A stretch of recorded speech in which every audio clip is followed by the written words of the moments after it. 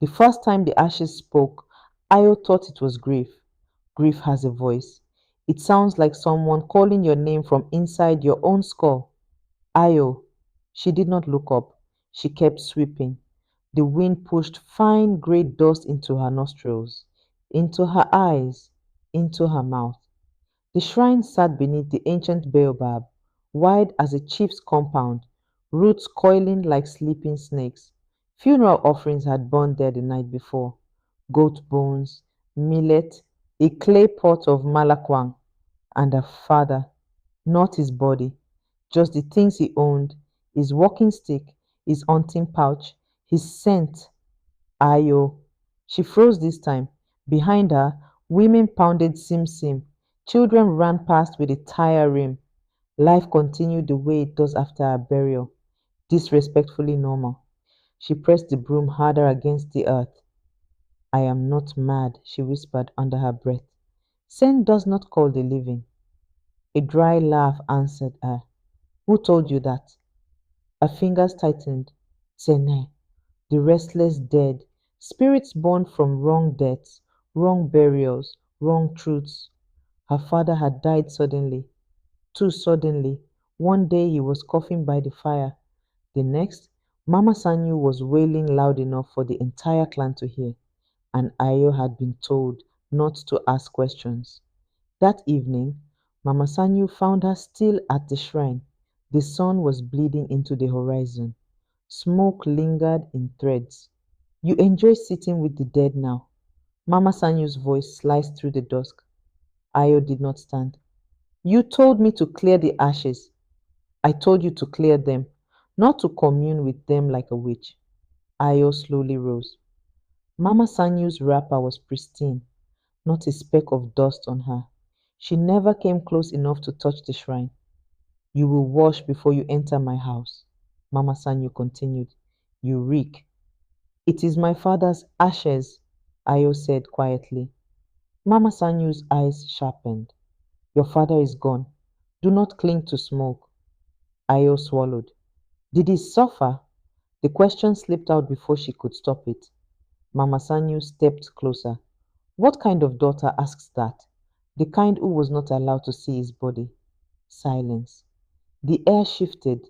From the baobab's hollow, something breathed. Mama Sanyu lowered her voice. Careful, girl. Why was I sent away that night? Ayo pressed. Why did Uncle Otima come after midnight? Why did the elders not let me? A sharp slap cracked across her face. You will not rewrite what you do not understand. Ayo tasted blood. Behind Mama Sanyu, Ash stared though there was no wind. She lies, the voice murmured. Ayo's heart began to pound. Mama Sanyu leaned in close enough for Ayo to smell shea butter and fear. You will return here tomorrow and the next day until the Sen forget you exist. It hasn't, Ayo whispered. Mama Sanyu stiffened. What? It hasn't forgotten me. For the first time, just for a flicker, Mama Sanyu's composure slipped.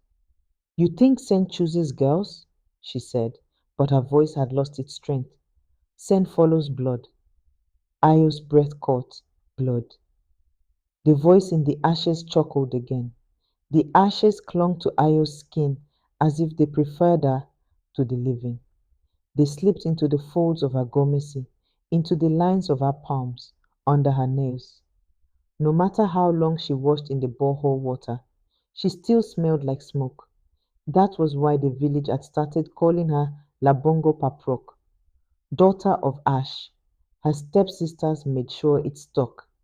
Ash girl, Akello sang now, leaning lazily against the baobab trunk. Careful. If you breathe too hard, you will disappear. Her sister Alaro laughed, sharp, delighted. Maybe that is what the Sen want. Maybe they are trying to swallow her slowly. Ayo did not look at them.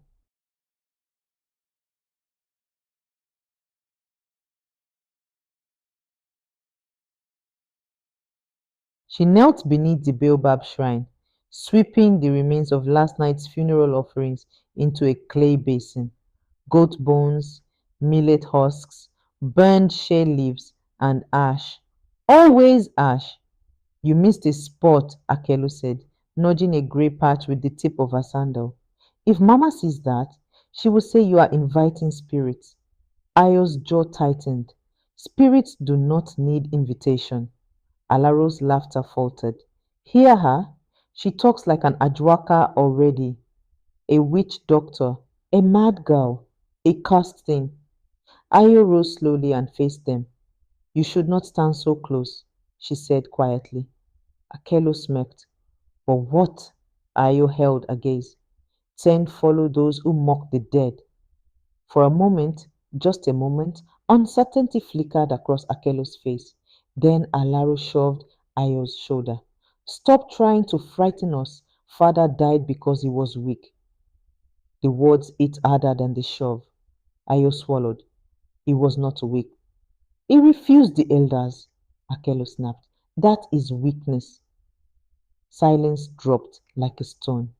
Ayo's heart began to pound. You know nothing, she said. Akelo stepped closer. We know enough. The chief's messenger came. Father argued. Then suddenly he was coughing blood. Alaro added, softer now. Mama said some men would rather die than obey tradition. Ayo's breath shortened. Behind her, the ashes shifted, not from wind, from memory. That night, the night her father died, she had been sent to sleep in the granary. Why? She had asked. So you do not see things that will disturb you, Mama Sanyu had replied.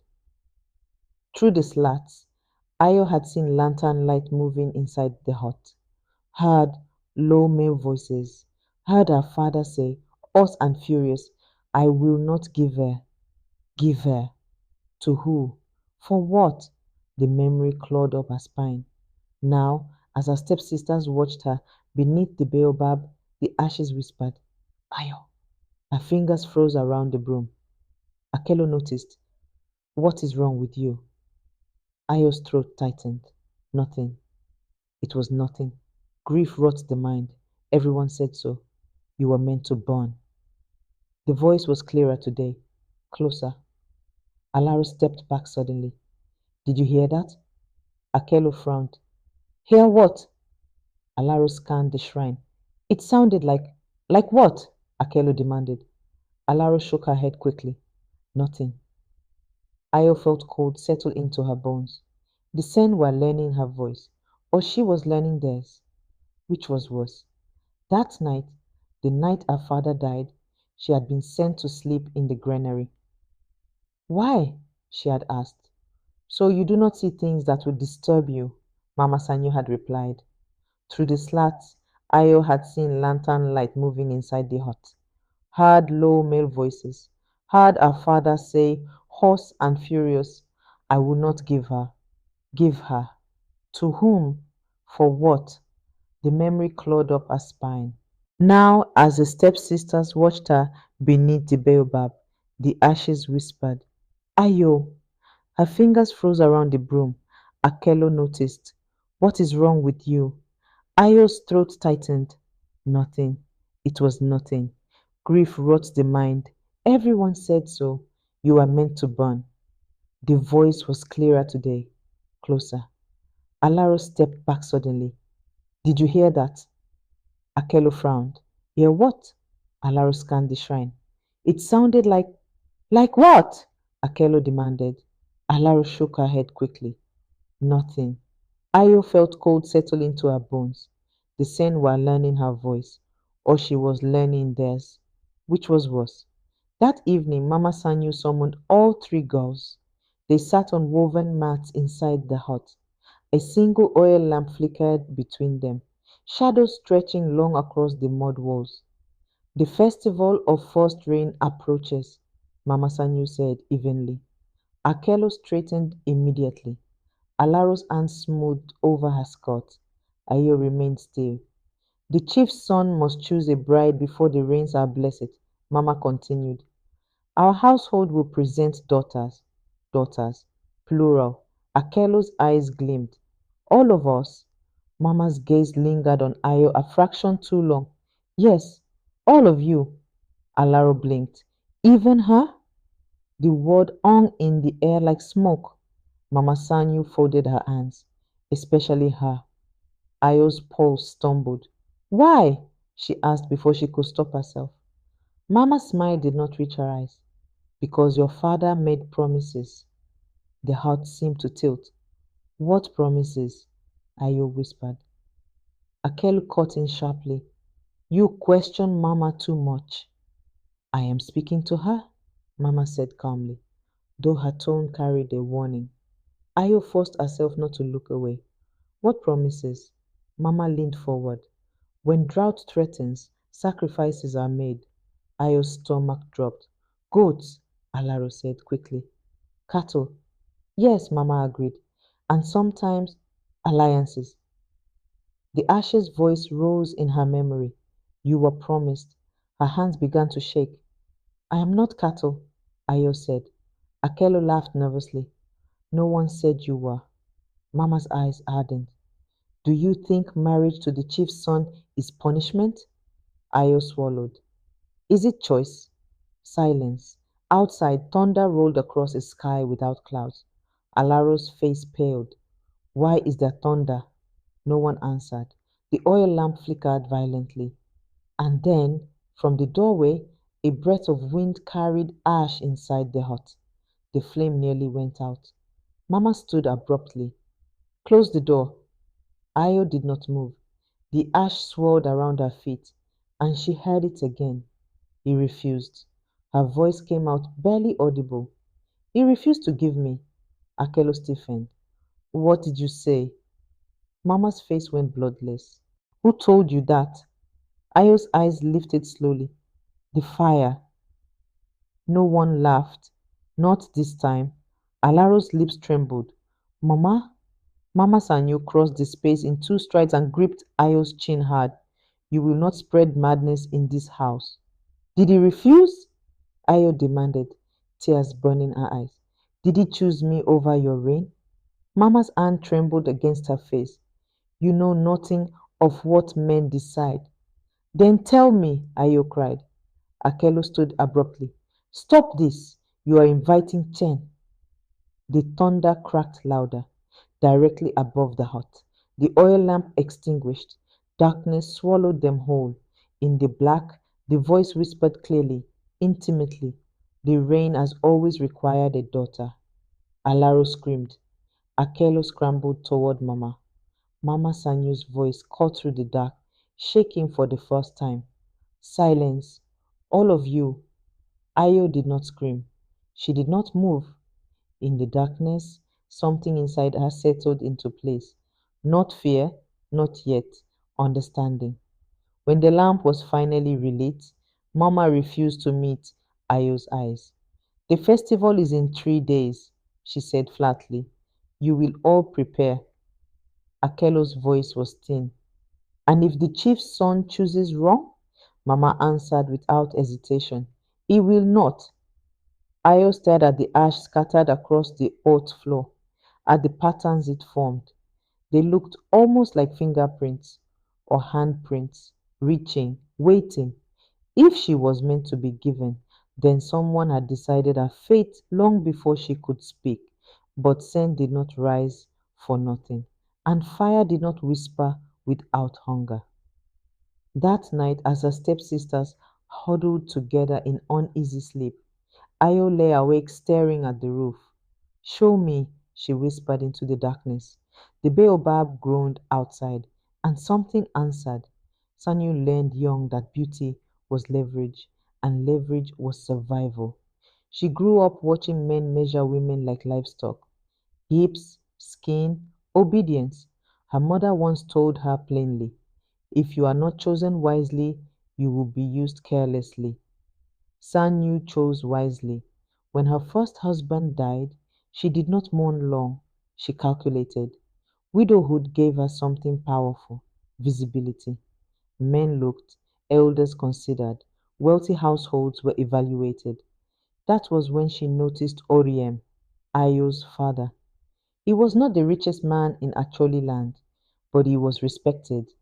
Cattle, land near the river, influence among elders. and most importantly, only one child, a daughter.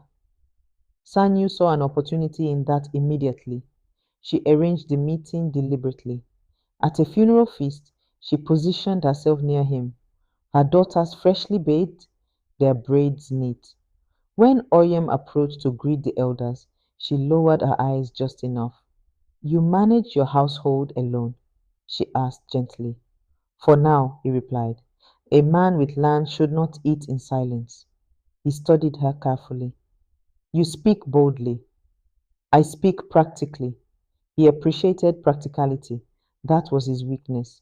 The village murmured approval when he married her. A strong widower, a disciplined widow. It made sense. No one asked what Sanyu wanted. She wanted security. She wanted elevation. She wanted her daughter's position to inherit influence, not stand behind another woman's child. And that child was Ayo. The first time Sanyu truly looked at Ayo, she felt something cold and immediate.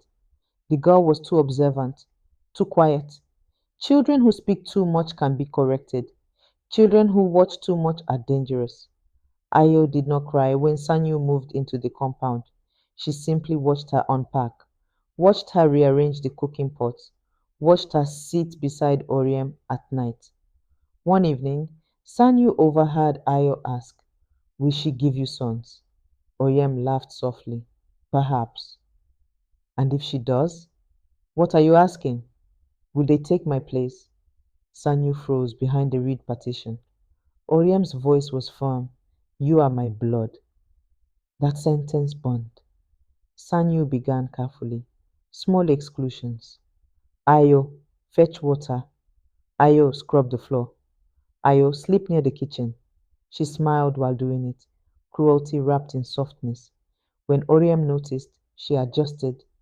She must learn discipline, she would say sweetly. She is too wild. Oryem wanted peace. He chose silence. That, too, was a weakness. The drought began 2 years later. With drought comes fear. With fear comes power for those who understand leverage. The chief's messenger arrived one afternoon while Oryem was inspecting his cattle.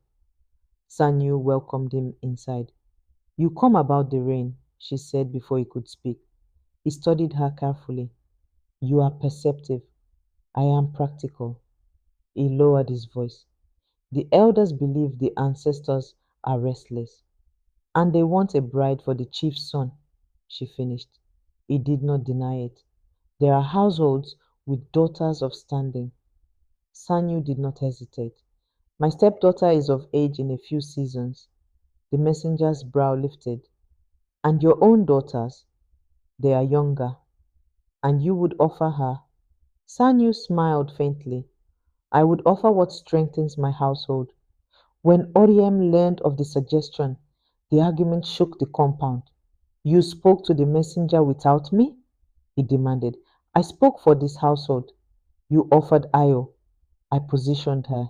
She is not cattle. No, Sanyu snapped, her composure cracking for the first time. She is competition. The word hung heavy. Oryem stared at her.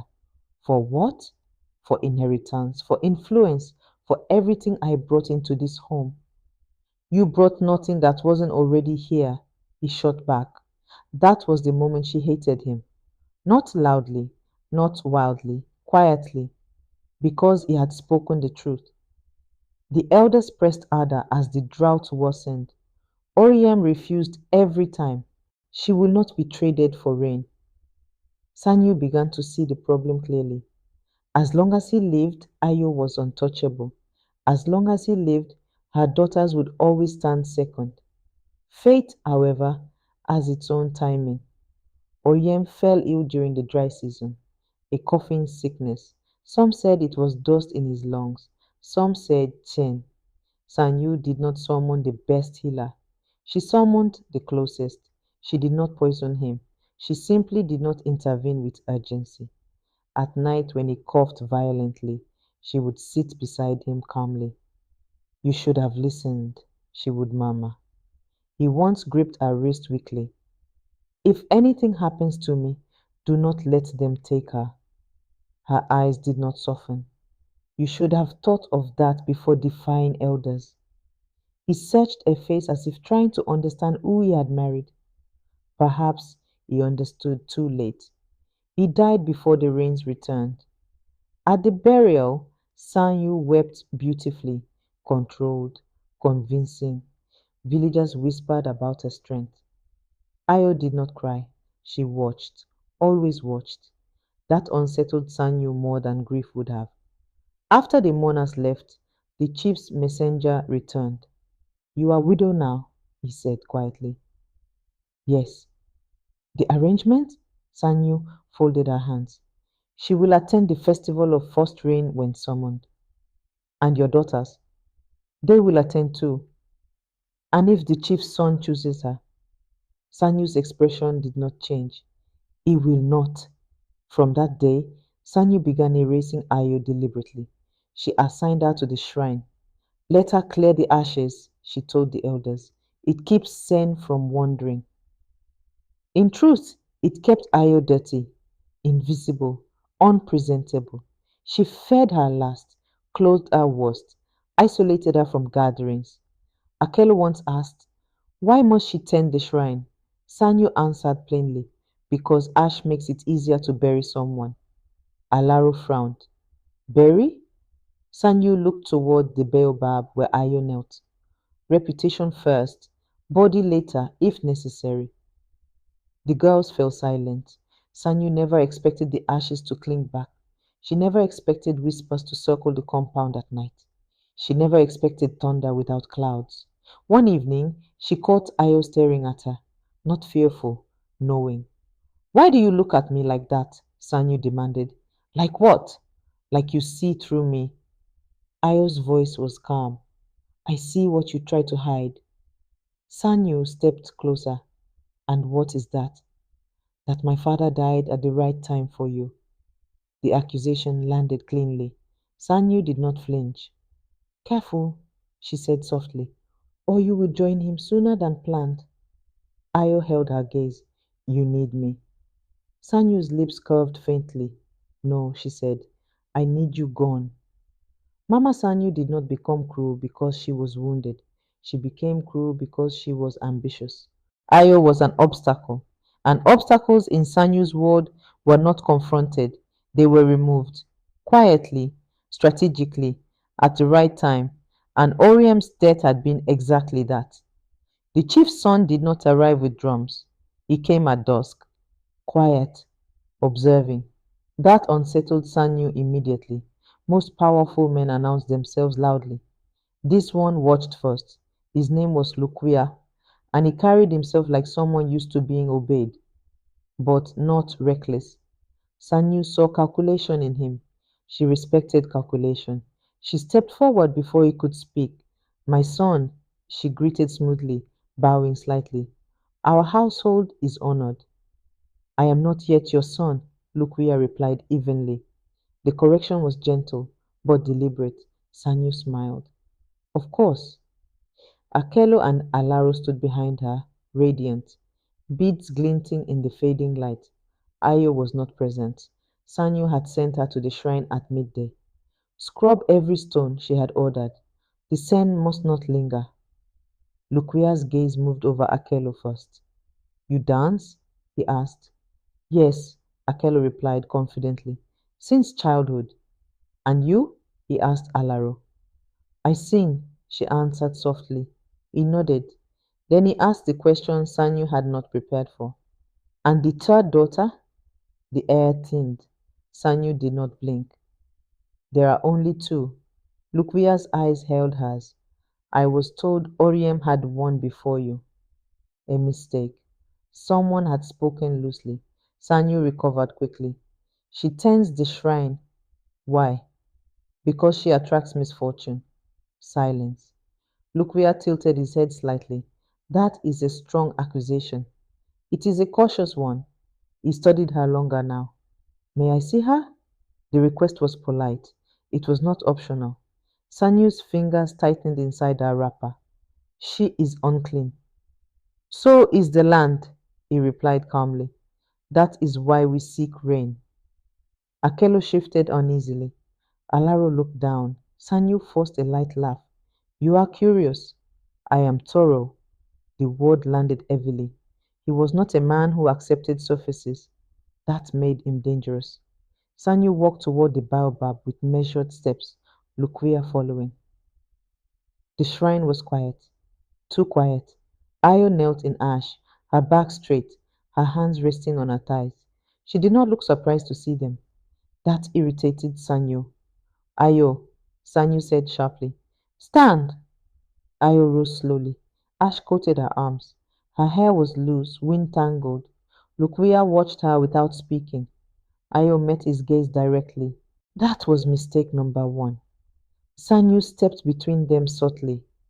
You see, she said lightly, she prefers solitude. Luquia did not look away from Ayo. Why do you tend the shrine? He asked her directly. Ayo's voice was steady. Because I was told to. Do you believe you carry misfortune? A pause. No. The word echoed strangely beneath the baobab. Sanyu's jaw tightened. You will speak respectfully, she warned. I am, Ayo replied quietly. Luquia's eyes flicked to Sanyu. You believe she carries sin? Sanyu folded her arms. I believe some children are born under difficult stars. And you? Luquia asked Ayo. I believe some stars are covered, Ayo answered. Silence. Even the wind seemed to hesitate. Luquia stepped closer to the shrine. He crouched slightly, examining the ash. Your father opposed the elders, he said calmly. Ayo's breath shifted. Yes. Sanyu's voice cut in quickly. He misunderstood tradition. He refused something, Luquia continued. Ayo answered before Sanyu could interrupt. He refused to give me. The words dropped like stones. Luquia did not react outwardly, but something sharpened in his gaze. And you resent him for that? He asked softly. Ayo's eyes flickered with something darker. No. Then who? Sanyu's pulse spiked. This line of questioning is inappropriate, she snapped. Luquia rose slowly. Is it? He turned to Sanyu fully now. You insisted she not attend the festival. She is not suitable. Because she is dirty. Yes. Or because she might be chosen. The accusation was calm, precise. Sanyu's smile thinned. You overestimate her. Do I? Ayo's voice entered again, quiet but unshaking. If I were presented, would you choose me? Sanyu spun toward her. Silence! But Luquia did not look away from Ayo. I do not choose dirt, he said evenly. I choose strength. Ayo's chin lifted slightly. And if strength comes covered in ash? The question hung heavy.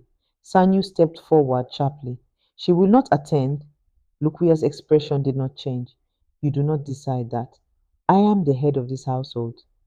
You are a widow, he corrected softly. And the elders have already listed eligible daughters. The ground beneath Sanyu seemed to tilt. What? The drought is severe. The elders prefer options. Options. He looked at Ayo again. You will attend. It was not a suggestion. It was a decree. When he left, silence swallowed the compound. Akelu spoke first, voice trembling. Mother? What if he chooses her? Sanyu turned slowly. He will not. Alaro whispered, but he looked at her differently. Sanyu's gaze snapped toward the shrine where Ayo still stood. Ash clung to her like armor. For the first time, Sanyu felt something unfamiliar. Not jealousy, not anger, threat. She walked toward Ayo deliberately. Do you think this changes anything? She said quietly. Ayo did not flinch. You cannot hide me now. Sanyu leaned closer. Watch me. You need me gone, Ayo said softly. Yes? Then why keep me alive? Sanyu's voice dropped to a whisper. Because dead daughters invite investigation. Ayo's lips curved faintly. And living ones invite choice. The audacity. Sanyu's hand twitched, but she did not strike her. Not here. not where Ash listened. You will not outplay me, Sanyu said calmly. Ayo's eyes held hers. Father thought that too. The mention of Oryem hit its mark. Sanyu stepped back, masking the flicker in her chest. You forget your position. No, Ayo replied. You fear it. That night Sanyu did not sleep. Thunder rolled again across a cloudless sky. She stared at the roof of her hut, mind racing. If Ayo attended, she might be chosen. If she were chosen, Sanyu's daughters would be eclipsed permanently. But if she tried to stop it now, suspicion would fall. She needed another strategy, something quieter, something irreversible. Outside, the baobab groaned in the wind, and beneath it, Ayo knelt again in ash, listening. Lukuya did not believe in curses. He believed in power. Power dressed as tradition. Power disguised as ancestors. Power spoken through elders who feared irrelevance. When he left Sanyu's compound, he did not look back, but he thought of Ash. He thought of the way Ayo had stood, not pleading, not preening like the others, simply standing, covered in smoke, unbent, and that unsettled him. That evening, he entered his father's compound. The chief sat beneath a mango tree, surrounded by elders whose faces had hardened with drought. You visited Oryem's household, the chief said without greeting. Yes, and two daughters presented, and the third, she was hidden. A murmur moved through the elders. The chief's eyes narrowed. Hidden? Deliberately. An elder cleared his throat. The widow believes the girl carries Ken. Lukuya's mouth tightened. Or she believes the girl carries influence. The chief leaned back slowly. You speak carefully. I speak the truth. Silence thickened. The chief dismissed the elders with a gesture. When they were alone, his voice shifted. You grow bold. I grow observant. You forget yourself. I remember too well. The chief's gaze sharpened. This marriage is not romance. It is stabilization. I know. The drought weakens loyalty. Villages whisper. Crops fail. We need spectacle. You need obedience, Lukuya corrected. The chief's voice dropped dangerously. Do not test me. Lukuya did not lower his eyes. You want a bride who strengthens the narrative. Yes, and if the narrative is flawed? The chief stood slowly. You question tradition too freely. I question timing. Timing? Yes, Oryem died after refusing us. The air shifted. You imply something reckless? The chief warned. I imply coincidence invites rumor. And rumor can be buried, the chief replied coldly. Lukwia met his gaze evenly. Not if it grows legs. Later that night, Lukwia sought his mother. She lived in a quieter wing of the compound, politically present, socially restrained. You saw her, she said, before he spoke. He paused. You knew. I hear more than men assume. He sat opposite her. She was not like the others. No, his mother agreed softly. She would not be. Why did father insist on including her?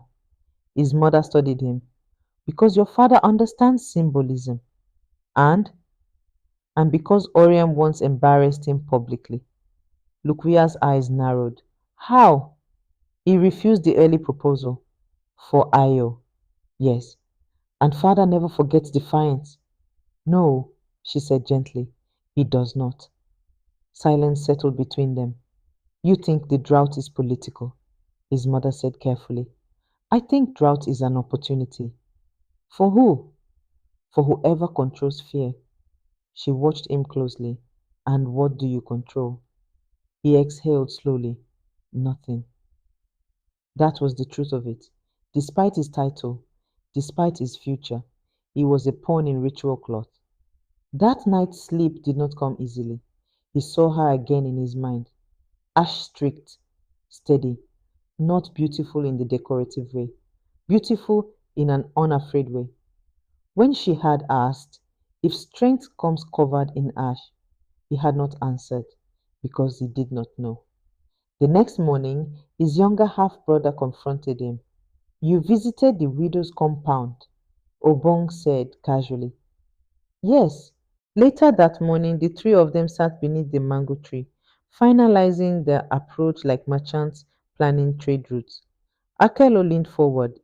If he values beauty, I win. Alaro rolled her eyes.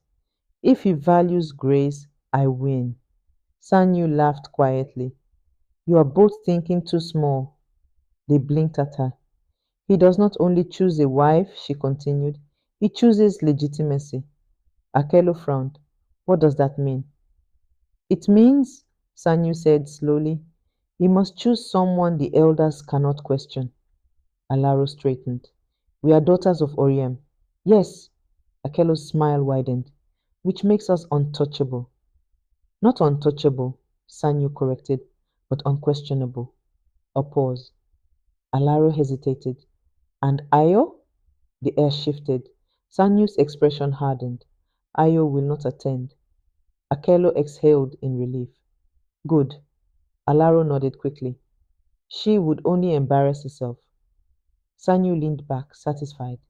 She has been instructed to remain at the shrine. If she disobeys, she shrugged. No one listens to girls who speak from smoke. The three of them laughed. But beneath the laughter, something uneasy lingered. That afternoon, Akelo braided Alaro's hair inside their hut. You think mother worries too much? Akelo asked. No. You think Luquia has ever noticed us? Alaro paused. He has noticed you. Akelo smirked. Of course, but he looks at things differently. Alaro added quietly. Akelo frowned. What does that mean? It means he watches. He doesn't just see. Akelo scoffed. Watching changes nothing. Alaro did not respond because she remembered the way Luquia had once looked towards the BAOBAB shrine, not with fear, but with curiosity, and curiosity was dangerous. As sunset painted the sky copper, Sanyu entered her hut and closed the door. Her smile vanished. She opened a small wooden box beneath her bed. Inside lay a pouch of ground, bitter root, ash wrapped in bark cloth, Oryem's old signet bead. She touched the bead lightly. You died at the right time, she whispered. Her reflection in a bronze dish stared back at her. Older now, but sharper. This festival secures everything, she murmured to herself. If Akelo is chosen, we are unshakable. If Alaro is chosen, we are protected. If neither, her jaw tightened. No. Failure was not an option. She tied the pouch tightly and slipped it into her woven basket. Insurance. Always insurance. The sisters lay side by side under a mosquito net, whispering in the dark. Do you think he prefers bold or soft? Akelo asked. Bold? Alaro said. No, soft. Bold? Soft. They both giggled. Then Alaro's voice lowered. What if he chooses neither of us? Akelo turned sharply. Why would he? Because sometimes men choose trouble. Akelo snorted. Only foolish men. A long silence. Outside, the wind moved through the trees. Alaro whispered into the darkness, almost to herself. I think he might be foolish. At dawn, Sanyu dressed them herself, red for Akelo, gold for Alaro. She traced protective symbols behind their ears with oil. You will walk slowly, she instructed. You will not compete. Competition smells desperate. Akelo smiled brightly. Alaro inhaled deeply. They believed this would be their triumph. They believed the village already belonged to them. They believed Ayo was contained. And Sanyu watched them with pride, not love, but pride. My daughters, she said softly, adjusting Akelo's necklace. Today we rise. None of them noticed the distant rumble of clouds gathering far beyond the horizon. Because when people prepare to shine, they rarely prepare to burn. The shrine was never meant to be comfortable. It was meant to endure. Smoke hung low beneath the fig branches, and the river behind it moved slowly, thick from weeks without rain. Ayo knelt beside the dying coals, grinding ash between her fingers. From the village, faint drums trembled through the earth. She did not look up. They're rehearsing, she murmured. A voice in her memory answered, her father's. Rehearsal is for those who fear being seen as they are. She swallowed. Then what am I doing? She whispered into the ash. The wind shifted. No answer. Reeds rustled behind her. Ayo stiffened. I told you not to come here. A figure stepped through the reeds. Alaro, not dressed in festival cloth yet, just a simple wrapper, hair loose. I didn't come to fight, Alaro said quickly. Ayo stood slowly, brushing ash from her palms. You never come unless mother sends you. Alaro hesitated. She doesn't know I'm here. Ayo raised an eyebrow. That would be new. Silence stretched. From the village, laughter rose. Akelo's unmistakable, bright, confident sound. Alaro glanced back toward it. She's certain, Alaro said quietly. Of what? That today changes everything. Ayo studied her stepsister carefully. And what do you think? Alaro met her eyes, really met them, for perhaps the first time in years. I think change does not always obey plans. Ayo almost smiled. You're afraid. Alaro inhaled sharply. I am not afraid. You are, Ayo said gently, just not of me. Alaro's jaw tightened. You think you're above this? You think because father let you sit with elders and whisper to spirits, you understand power? Ayo's expression darkened slightly. No, she said, I understand the consequences. The word lingered between them. Alaro's voice lowered. Mother says you bring misfortune. Ayo stepped closer. And what do you say? Alaro faltered. I say you are not what she says. A long pause. Then why repeat her words? Ayo asked softly. Alaro looked away. Because it's safer. Mama Sanyu was pacing. Where is she? She snapped. Akelo adjusted her red wrapper in a polished metal dish. Alaro? She guessed. Yes, Alaro, Sanyu hissed. If she wrinkles that cloth after I pressed it myself? Alaro entered just then. Sanyu's eyes narrowed instantly. Where were you? Fetching water. Sanyu's gaze dropped to her hands. Dry. Do not lie to me. Akelo turned slowly. Did you go to her? Alaro straightened. I went to see the shrine. Sanyu's voice dropped to silk, the dangerous kind. And why? She asked carefully. Would you waste your time there? Alaro swallowed. I wanted to see if she would come. And? She will. Akelo scoffed. Mother said she won't. Sanyu's eyes sharpened. She was instructed not to. Alaro held her ground. She will come. Silence. Then Sanyu laughed softly. Good, she said. Both girls blinked. Good? Akelo repeated. Yes, Sanyu replied smoothly. Let her come. She stepped toward her daughters, because when a girl disobeys openly, she reveals herself. Akelo smiled slowly. And we will already be shining. Yes, Sanyu said. She reached into her basket. And I will ensure she does not shine longer than a moment. Alaro's stomach dropped. Mother, what are you planning? Sanyu held up a small pouch. Protection. For us? Akelo asked. For our future. Alaro's voice trembled slightly. That is not protection. That is something else. Sanyu's gaze snapped to her. Do you doubt me? No. Do you question me? Alaro hesitated.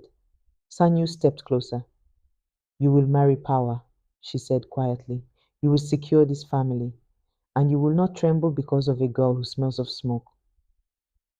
Akelo nodded eagerly, but Alaro remained silent because she had seen Ayo's eyes, and they did not look like smoke. They looked like something waiting. Ayo washed her arms in the river. Ash swirled into the water. You will come, she whispered to her reflection. The reflection did not look afraid. The drums grew louder now. Ceremonial rhythm. Her heart beat in time with them. Footsteps again. She did not turn this time. You return boldly, she said calmly. Boldness is not always foolish. She turned. Luquia stood at the edge of the reeds. He was not dressed as the chief's son yet, just a simple cloth around his waist. You should not be here, she said, and you should not be hidden. That is not your decision. No, he agreed, but it may become my consequence. She studied him. You enjoy defiance. I enjoy the truth. She tilted her head. And what truth do you seek today? He stepped closer. I want to see if power can recognize strength. Ayo's lips curved faintly. And if it cannot, then it deserves to fall. Silence. The drums intensified. You know they do not expect you, he added. I am aware. You will face hostility. I already do. He watched her carefully. You are not angry. I am precise. The word startled him. Precise? Yes, she said calmly. Anger burns quickly. Precision endures. He smiled slowly. My father would not like you. That does not concern me. It should. Why? Because today he watches. Ayo stepped forward, lifting a white cloth from beneath the reeds. Then let him. Back in the compound, Sanyu fastened Akelo's final bead. You will walk first, she instructed. Akelo grinned. I will make them forget the others. And you, she turned to Alaro, will sing before you step fully into view. Alaro nodded quietly. And if she appears? Akela asked. Sanyu's eyes gleamed. Then we let the village decide what ash truly reveals. Outside, thunder murmured faintly in the distance. No one noticed. Ambition is loud. Storms are patient. At the shrine, Ayo tied the white cloth around her body. She did not adorn herself. No beads, no oil, just the truth. Luquia watched. You do not decorate, he observed. I do not perform. They will think you defy them. I do. He exhaled softly. You are dangerous. No, she said.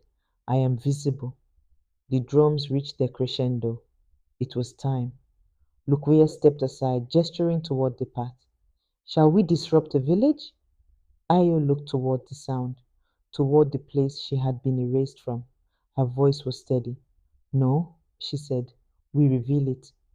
And together they walked toward the festival of first rain, where excitement would curdle into exposure, where preparation would meet precision, and where ash would refuse to shame the girl who wore it. The village clearing shimmered beneath the afternoon sun. Women ululated, men stood in curved rows, children climbed termite mounds for a better view. At the center, the sacred fire pit waited, unlit. The chief stood tall, staff in hand. Beside him stood Luquia, composed, observing, not smiling.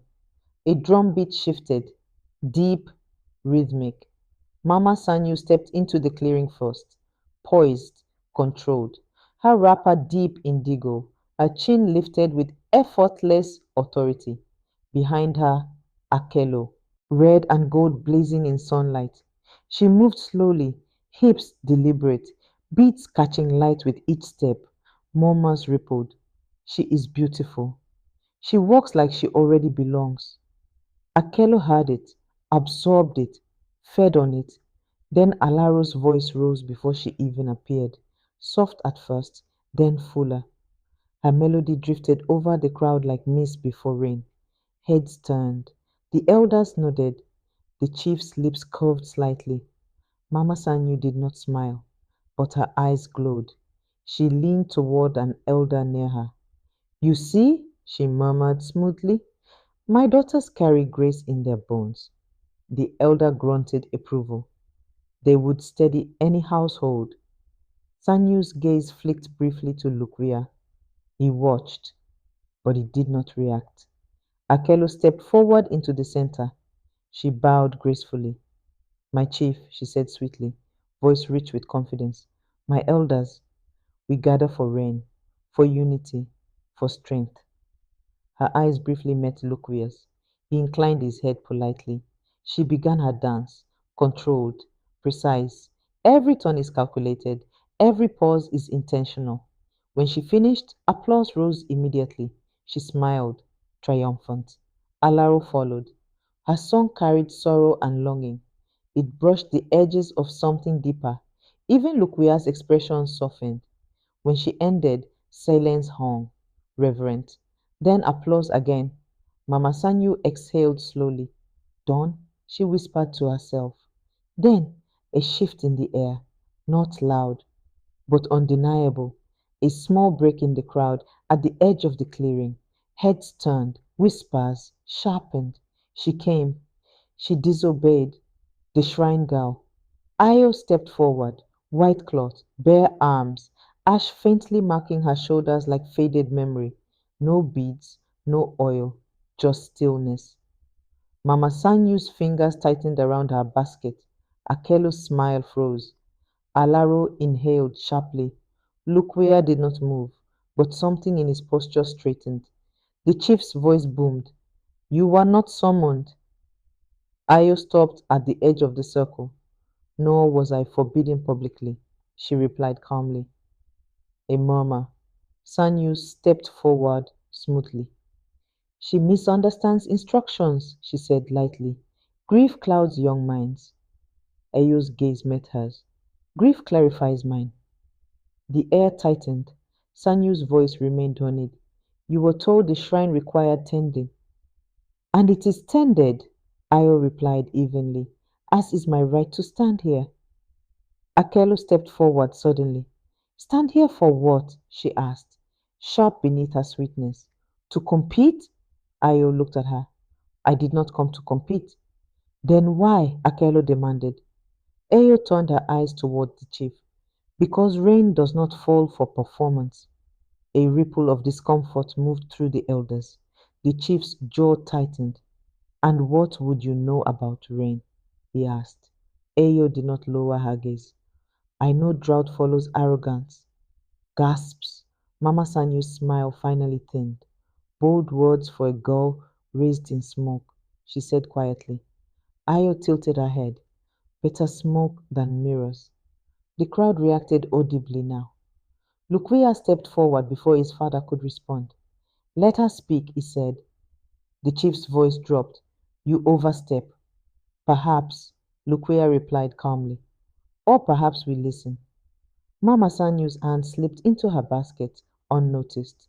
Her fingers closed around the small pouch. She stepped toward Ayo. If you insist on standing here, she said softly, at least present yourself properly. Before anyone could register the movement, she reached forward and brushed her fingers across Ayo's shoulder. Grey powder transferred subtly, barely visible. Sanyu stepped back, satisfied. Heat pressed down from the sun. Sweat formed along Ayo's neck slowly. Faint streaks of grey began to trail downward across her collarbone. A whisper rose. Look, she rots. The sun rejects her. Akelo's lips curved slowly. Alaro's stomach dropped. Mama Sanyu's voice floated gently across the clearing. Sometimes, she said, loud enough to carry, spirits mark those who disturb balance. Ayo felt the dampness. She looked down, saw the streak, understood instantly. Her eyes lifted, straight to Sanyu. You planned this, she said quietly. Sanyu widened her eyes in mock innocence. What? Luquia moved instantly. He grabbed the ritual calabash of water from beside the fire pit. His father barked sharply. Stop! But he was already moving. He stood before Ayo. Do you trust me? He asked quickly. Ayo held his gaze for this moment. That was enough. He poured the water over her shoulders.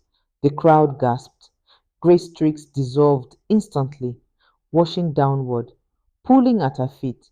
Beneath, her skin was untouched, whole, clean. Silence dropped like a stone. Mama Sanyu's composure cracked for the first time. Akelo stared. Alaro whispered, Mother, the chief's voice thundered. What is this? Luquia turned slowly. Powder, he said calmly, not a prophecy. He looked directly at Sanyu. Would you like to explain? Sanyu's eyes flashed dangerously. You dare accuse me? I dare question what I saw. You embarrass your family, she hissed under her breath. You mistake exposure for embarrassment. Ayo stepped forward now. Her voice was steady. You try to stain me with fear, she said to Sanyu. Sanyu's reply was venomous. You were never meant to stand here. Ayo did not flinch. And you were never meant to rule this house. The words landed hard because everyone knew Sanyu had married into power, not born into it. The chief looked between them, fury and calculation battling behind his eyes. You have turned the ceremony into a spectacle, he growled. No, Ayo replied quietly. It was already won. Thunder rolled overhead, low, heavy. The sky darkened slightly. An elder whispered nervously, the clouds. A single drop fell into the dust, then another. The crowd fell silent. Rain began. Slow, then heavier. Akelo stepped back instinctively. Alaro looked upward in disbelief. Mama Sanyu stared at the sky, jaw tight. Luquia's voice cut through the sound of rain. Perhaps, he said quietly, rain answers the truth. The chief said nothing, because the land had spoken before he could. Sanyu stepped close to Ayo, rain streaking down both their faces. This is not victory, she whispered. Ayo met her gaze. I did not come for victory. Then what? For visibility. Sanyu's eyes hardened. You have made enemies you do not understand. Ayo's voice dropped. So have you. Behind them, the elders murmured. The power dynamic had shifted. Not fully, but enough. And Luquia watched Ayo not with fascination, but with recognition. This was no longer about choosing a bride, it was about choosing a future. And the village had just seen what manipulation looked like under rain.